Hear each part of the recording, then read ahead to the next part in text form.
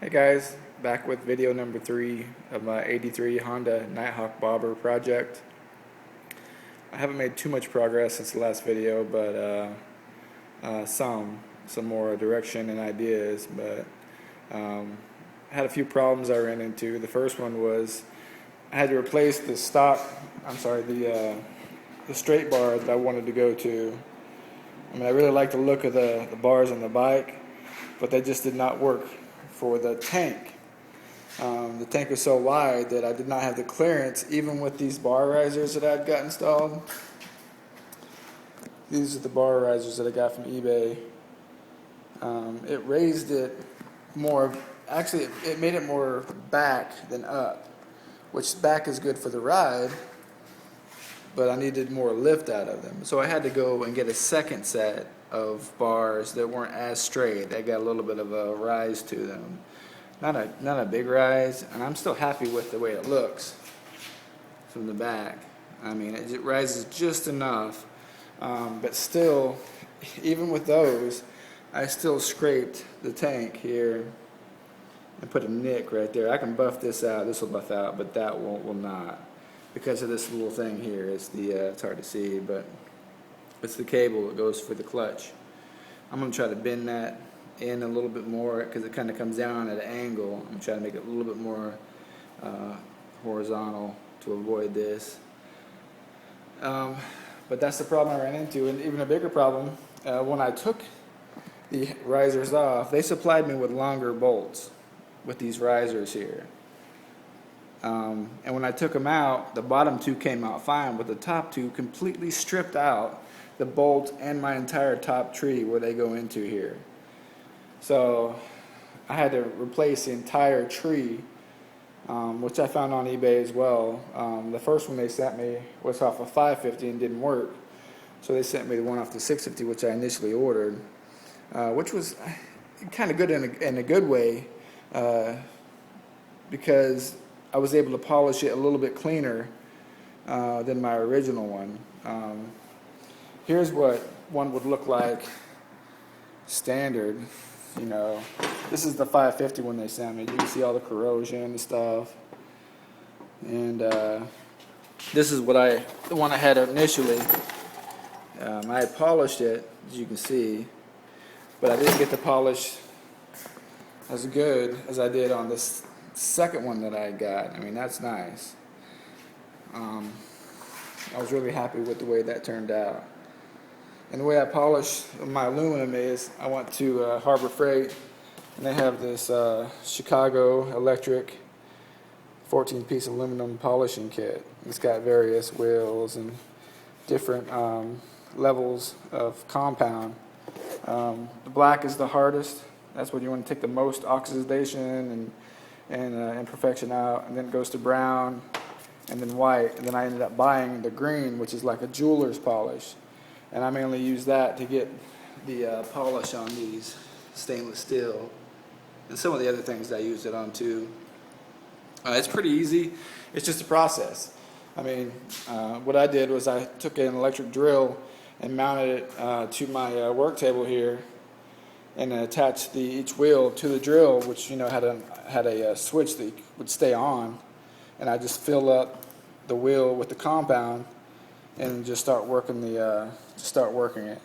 It's harder to get into these little nooks and crannies here. You need a little bit smaller tool, so that's why I have my Dremel set here. Some of these smaller attachments that I've got, kind of got in there with that. It made it a little easier.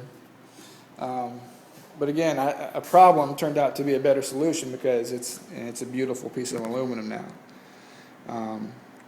So what I did is I used the same risers, but I went to a specialty hardware store that specializes in nuts and bolts and stuff, and found these better bolts.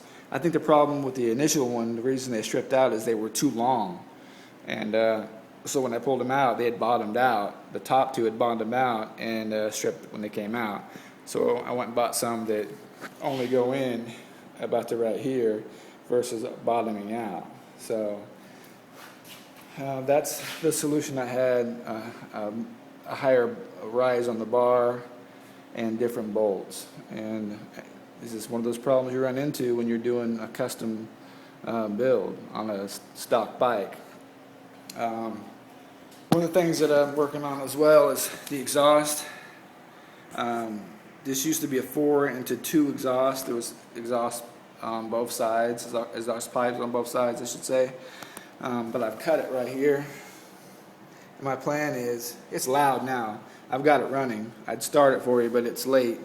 My plan is to extend these out to about here with a baffle, and then wrap the whole exhaust system in the exhaust wrap, fiberglass exhaust wrap. I painted it with heat-proof exhaust paint. I thought that was going to be enough, but you can see it chips really easy and nicks, and I like the way that exhaust tape looks anyway, so that's what I'm going to do.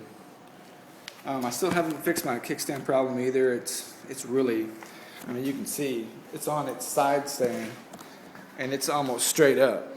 I mean, it's not safe at all. I hate for this thing to fall over, but usually I have it on the center stand, which is right here. I'm going to take it off though when I get it running though, when I get my kickstand problem fixed. Let's see, what else?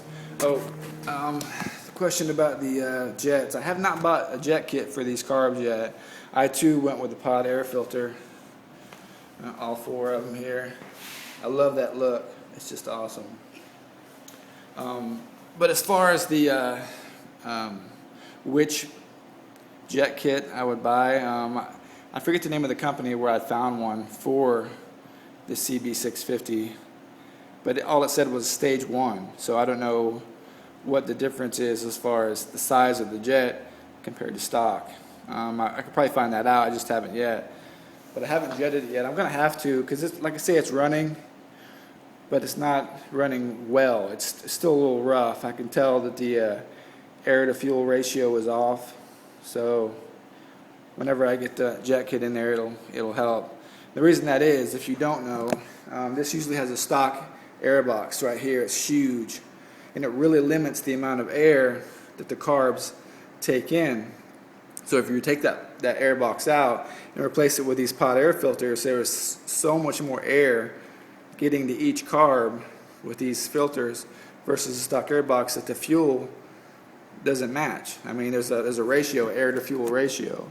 So either you have to limit that amount of air, which I plan to do as well, because there's just too much air. So a lot of people they'll take like liquid paper or some sort of silicone on the inside and like fill in, well, you can't see it from the outside, but the inside, they fill it in and block some of the air intake, and the jet kit will increase the amount of fuel on the other side.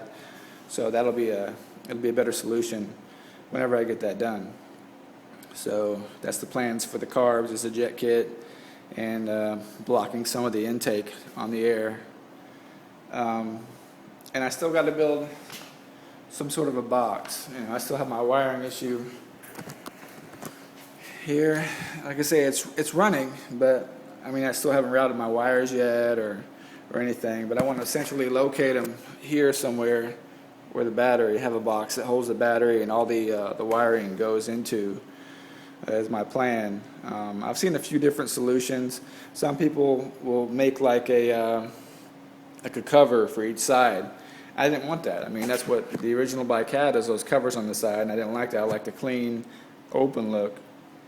So I'll probably build some sort of aluminum box. They sell them on aftermarket. Some of them are disguised that look like oil tanks and things of that nature, but I'm going to find something and probably go black with it unless I can polish it, aluminum.